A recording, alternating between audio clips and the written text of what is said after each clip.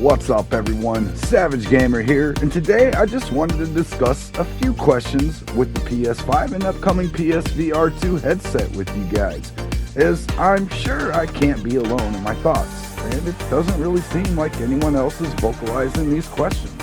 So, let's get into it.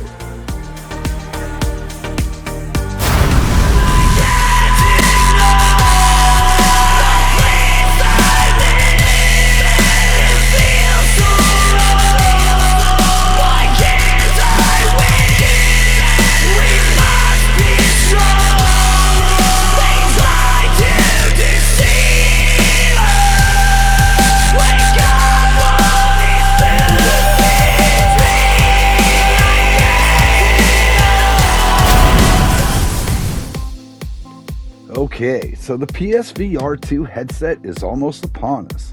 However, even after so many content creators, who aren't me, got to play it, it seems that none of them have inquired about a few of the topics that I've been wondering about. Now, PSVR 2 is obviously going to be amazing. I have zero doubts and concern to that. But there are some questions I feel need asked, such as, will the PS5 finally be updated with an actual web browser? I mean, I'll cut right to the fucking point, as bluntly as possible, but having a web browser is an instant selling point. Why, you may ask? Simple. Pornhub VR. It's really as simple as that. It's literally why I bought my Quest 2, and I'm not ashamed to admit that. Not even fucking slightly. Sure, I play games on it also, but as a single guy who's been through a pretty brutal divorce, who's also raising a kid as a single father, I really just don't want to deal with any more relationship-related bullshit. I lost everything that I worked my ass off for once already, and after 7 years of living that single life, I just do not even care to enter a relationship and am perfectly happy with VR porn. Now, before you jump to judgment, keep in mind that I'm not the sole supporter of Pornhub VR. It's not like I'm the only one using it, and chances are that several of you guys have also, or at least would if you were in my shoes. And from a business perspective, it's a pretty fucking great selling point. Shit, I personally sold 3 of my other single friends on buying a Quest 2 specifically due to the fact that they could access Pornhub VR from it, and for free at that. Now, unless you're going to send your girl over to personally suck my cock, again, don't judge me. I'm at least being honest here and not afraid to be real with you guys, as I've always been and will continue to always be. And that's the difference between me and the more family-friendly YouTube gaming content creators out there. They'll read you a phrase from a Bible where I'd roll it up and smoke a fat joint with that Bible's pages. Now, aside from the virtual jerkability factor, a web browser could also potentially open up other great options, say like Google Earth VR. I know you want it. I know I want it. And which I know I would love to finally be able to check out without having to shill $5,000 plus for a PC VR setup. And you know, it's my only hope of checking out something like Google Earth in VR. Now, the next question I'm wondering, since the PSVR 1 introduced 3D Blu-ray compatibility to the PS4, I'm kind of really hoping the same treatment comes to the PS5, as well as the other 300,000 people who signed an actual petition asking for exactly this. And I know there are people who will repeatedly tell you 3D Blu-ray is dead. Well, it's not, I assure you. It may be on life support, sure, but there are still new 3D Blu-rays coming out on occasion. Possibly the new Avatar 2 movie will be one of those as well, and I'm sure some of you will say 3D is just a stupid gimmick. Keep in mind, many people said that exact same thing about VR gaming, and it's not a gimmick. But some of us, like myself, have amassed a huge 3D Blu-ray collection. I have over 300 3D Blu-rays, 2 big screen 3D TVs, and 4 for Blu-ray 3D players. So while I'll be perfectly fine if Sony doesn't offer us a 3D support patch for the PS5, it just doesn't make much sense to not just do it. I mean, Sony literally owns the format. Why not utilize it and at least make one more point of appeal for the consumers of its products? 3D doesn't have to die. There are many supporters of this format who look forward to the next big Marvel movie being released with 3D versions. And since we're on the topic of movies, I'll segue right into my next question. Will we finally get to see big screen on PSVR 2? It was supposed to launch on PSVR 1 when it was announced 3 years ago. Then said there would be a delay. Then it came out to the Quest headsets and never heard another fucking word about it.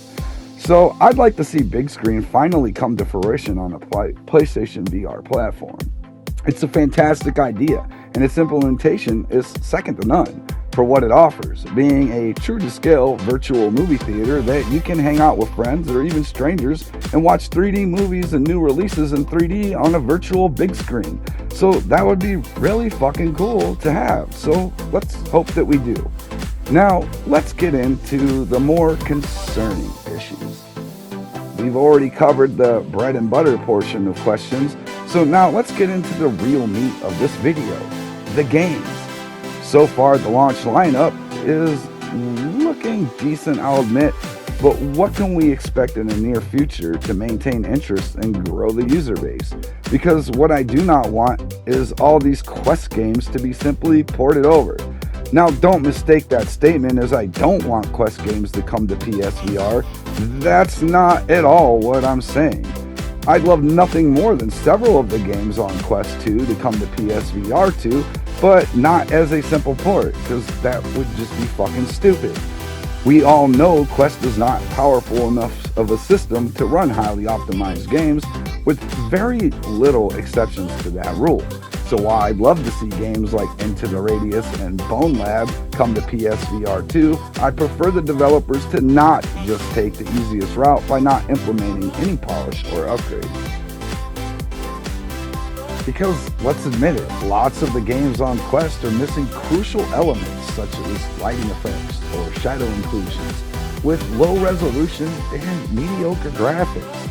So to simply push them over to the PSVR 2 headset would basically be like shoving a shitty 80 horsepower 4-banger engine into a fucking Ferrari. And who wants that shit? Not me. Is that what any of you want? I mean, I hope to God something like that horrendously and hilarious Grid Legends Quest 2 port never even graces the PSVR 2 headset, when it's capable of and powerful enough to run that game with the same graphical fidelity as the flat version. My worry is that Quest is setting the standards ever so lower in the VR development community, as it's such a widely used headset with seriously impressive numbers. I mean, it's outsold every other headset, and the cost of entry is super low. Much lower than the over $1,000+ cost of entry to get into the PSVR 2 headset between buying a PS5 console and the headset.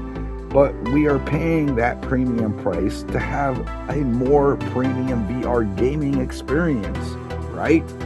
So my hope and expectations are that we will have more along the lines of the PC VR versions of the Quest 2 titles that are out there.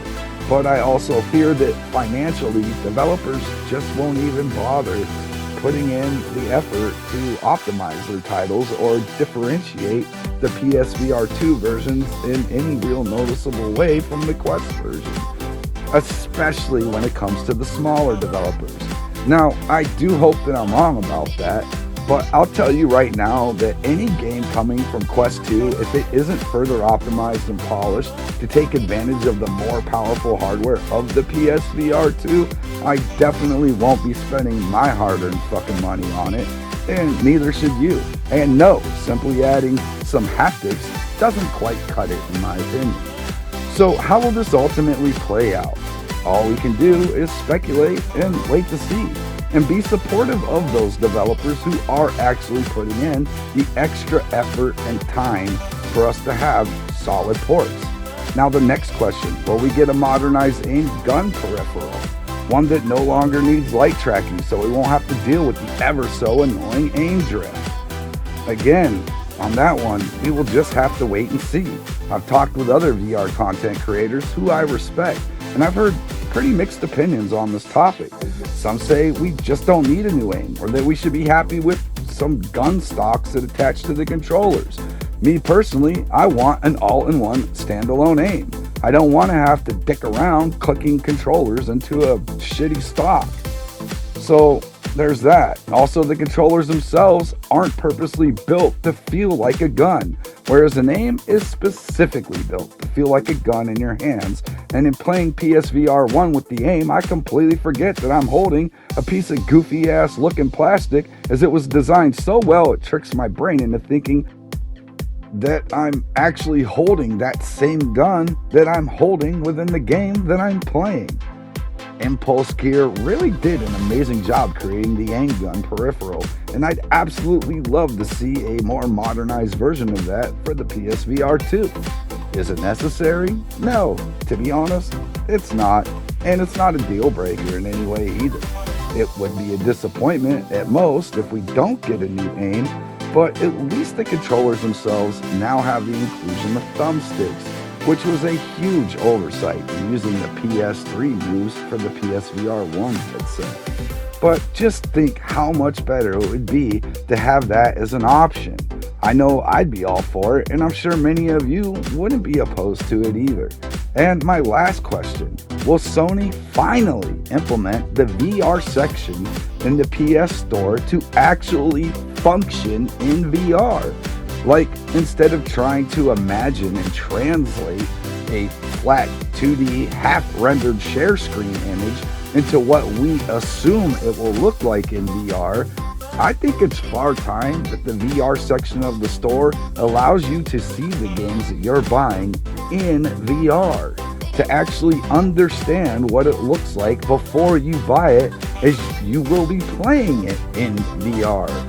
This should be a no-brainer, but these days I see too many people I'd assume to be intelligent somehow functioning with seemingly broken or damaged brains, even running an entire country somehow. So I can't in good consciousness assume someone at Sony has the same foresight and intelligence in thinking this through as I do. We now live in a time where you cannot grant the benefit of doubt when it comes to logical thinking or sensibility. So if anyone at Sony happens to be watching this, actually make the VR section in the PS Store function in VR. Allow us maybe like a 2-minute window to preview the VR games represented in VR as they will be when you played. And that's all I've got for you guys on this topic. But please let me know what your thoughts are on any of these questions that I've brought up. Do you agree or disagree? Or did I happen to miss something that you'd actually like to see yourself? Let us all know in the comment section. I always read my comments, as I'm not a YouTube famous fucking snob, and I honestly do enjoy interacting with you guys. Anyways, that's gonna do it for today, so I'm out of here, and until next time, have fun, stay savage, keep gaming. Peace.